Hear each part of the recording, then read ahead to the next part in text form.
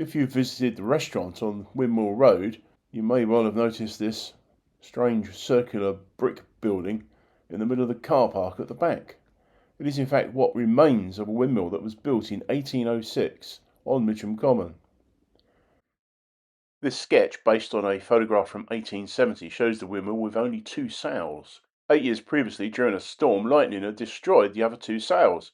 This made the windmill unusable. It fell into disrepair and the upper part of the windmill was demolished in 1905. In the Mitcham News and Mercury, 27th of January 1961, 86-year-old Mr. Samuel Turner said that he was actually part of the team that demolished the windmill. He said it had been decided that it would have to go as it was old and unsafe. He said the job was scheduled to take 1 week, but strong winds made the mill sway dangerously, and so the result was that the job took a month. His pay, 5 shillings a day. Quite good money, he said. There is a plaque on the wall. It says, "The Mill House." Mill House is one of the few houses ever to be built on the common.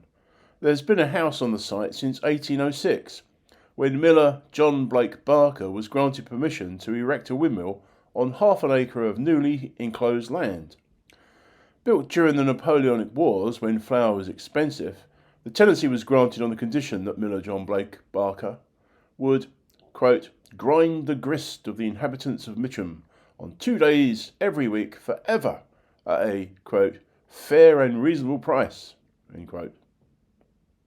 The windmill was in constant use until 1862, when, during a storm, it was struck by lightning, and 2 of the sails were destroyed, thus ending the working life of the mill.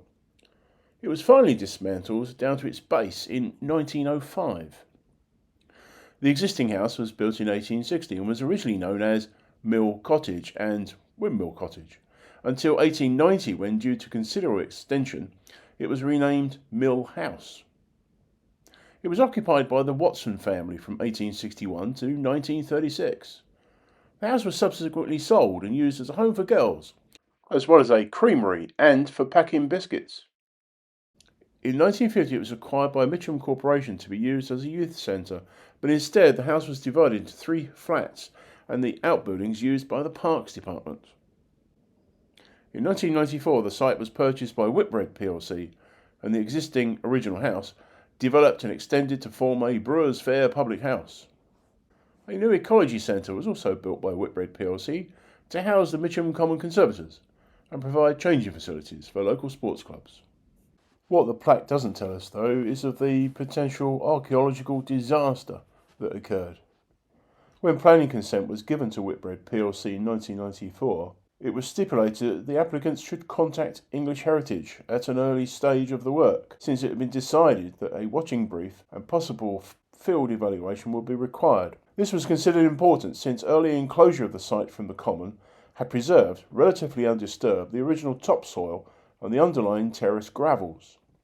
In view of the evidence of possible Bronze Age land use in the vicinity of the crossroads, it was important that archaeological evidence should not be destroyed, and that if identified during site works it should be properly recorded. Unfortunately, it was thought these conditions applied only to the area affected by new buildings, and consequently they were ignored by the developers when constructing the new car park.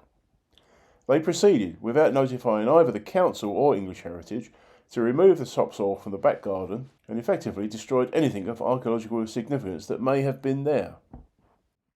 If you're considering visiting by car to see the windmill base, park in the Ecology Centre car park next door. It is free, whereas the car park of the restaurant requires you to register your number plates, otherwise there will be a fine.